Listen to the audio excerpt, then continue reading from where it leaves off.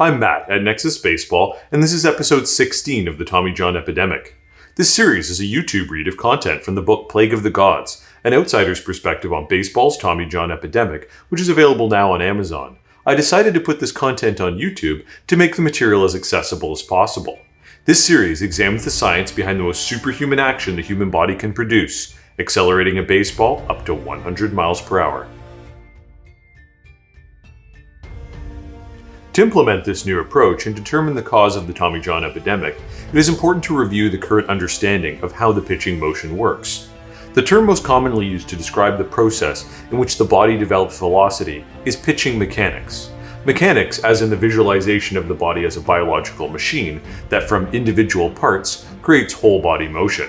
This is an apt metaphor, as to understand how the body works as a whole, one must first understand how the parts interact. This biomechanics perspective will prove key to applying an individualized approach. Fundamental to deciphering the biomechanics of pitching is understanding the concept of the kinetic chain. This terminology is derived from the field of mechanical engineering as the kinematic chain, or a series of rigid bodies connected by joints that can produce motion constrained by those joints. The most obvious example, and the one that inspires the term itself, is that of a common metal chain, comprised of links that connect through each other. Each link can turn in a variety of directions, but must work within the bounds of the previous link it is connected to. This concept of a chain of motion is applied to the term kinetic, the study in physics of the relationship between motion and its causes to create the term kinetic chain, or the study of how one part of the body interacts with another in a series to create motion. This terminology is relatively recent and stems from the attempts since the 1980s to apply quantitative analysis, or measurable study, to the human body and its greatest expression, sport. Glenn Fleissig of ASMI, a mechanical engineer by trade, was the pioneer of biomechanical analysis in baseball. His partnership with Dr. James Andrews began shortly after ASMI's founding in 1987 and occurred before universities offered programs in sports science or bioengineering. As a result, Andrews, looking to uncover the cause of pitching injuries he was performing surgery to repair, hired Fleissig to look at the problem from a mechanical engineering perspective. Fleissig and the biomechanical specialist that would follow broke down the human body into a series of links of a chain that could create the superhuman feat of throwing a baseball at such incredible speeds. In the case of the body, each link of the chain was the bones and their connective tissues, the joints held together by ligaments such as the UCL. Working with Tom House, ASMI created technology to capture the high-speed pitching motion on a computer, recreating angles, speeds, and physical forces using wireframe models.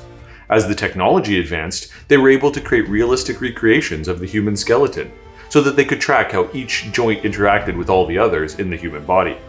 ASMI's work became the gold standard in pitching biomechanics, with Fleissig's work becoming easily the most referenced in the expanding world of sports biomechanics. Even in 2019, his work is continually referenced in baseball studies and academic papers. His early work focused primarily on individual joints and their stresses. As the field expanded, it became possible to demonstrate the motion as a kinetic chain from the ground through to the fingers. The concept is that in order to create kinetic motion with the human body, all force had to occur in relation to the earth and gravity. This is based on Newton's third law, that for every force, there is an equal and opposite reaction force. Force must be applied to the earth by the body, so that force may be applied back to the body by the earth to create human motion.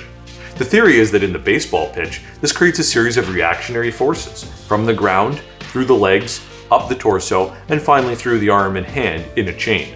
The difficulty in analyzing the baseball pitch as a chain is that it occurs in all three planes of motion the human body can achieve.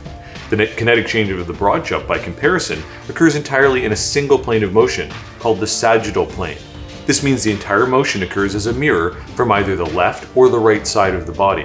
Simply put, you could view and demonstrate the exercise entirely from the side. The frontal plane views motion from the front or the back of the body, for example the pitcher stepping sideways down the mound towards the plate. Finally, the transverse plane is the plane of rotational movement that occurs around the spine when viewed from the top. All three of these planes of motion are utilized in the pitching delivery. The challenge is analyzing the reaction forces up the chain, as those are going in different directions to develop both linear and rotational forces to create potential energy and torque. In many ways, the analysis required can be more complex than rocket science. as there are simply so many joints and muscles interacting in different ways that extremely complex models must be created to even approximate the motion. By far, the greatest complexity comes in determining the force provided or conferred from one muscle to another inside the body. The human body is covered by skin, and there exists no machine or system that can determine the force of the muscles across the body in real time. The technology that has been created for diagnostic testing, such as magnetic resonance imaging or MRI, can thus far only create detailed cross-sections of the human body in static positions.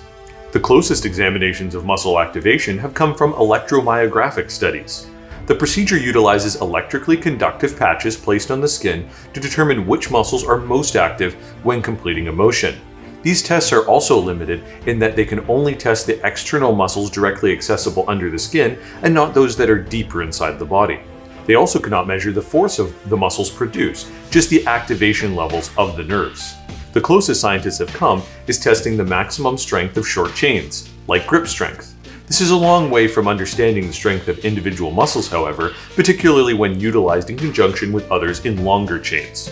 This is also due to the alternating roles of muscles being used as workers and stabilizers. Additionally, they have tested the break strength of ligaments such as the UCL by using cadaver ligaments, stretching them until their tensile strength is exceeded and they rip.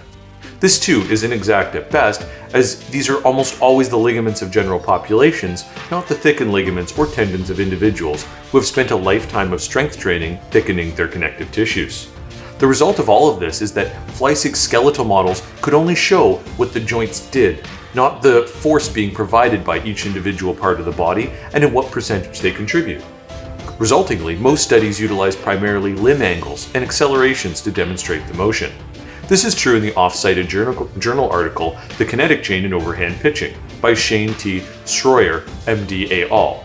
The 2010 article is designed to provide a good synopsis of the generally accepted principles of the kinetic chain in the baseball pitch, citing 35 other related studies, including the works of Dr. Glenn Fleisig.